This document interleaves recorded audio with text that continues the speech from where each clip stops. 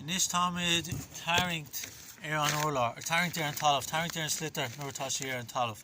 So, a rís tá mí contosnig san position reg, agus nor tá mí Tarraingt an Léród, beag ar gúlan ag fécint an tro a bhfuil mí de géirig búil an Léród.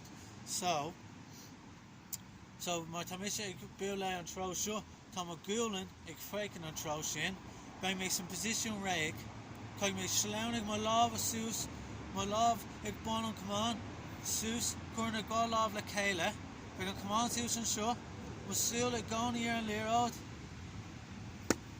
agus sin Tarraingt. Or bháin eile.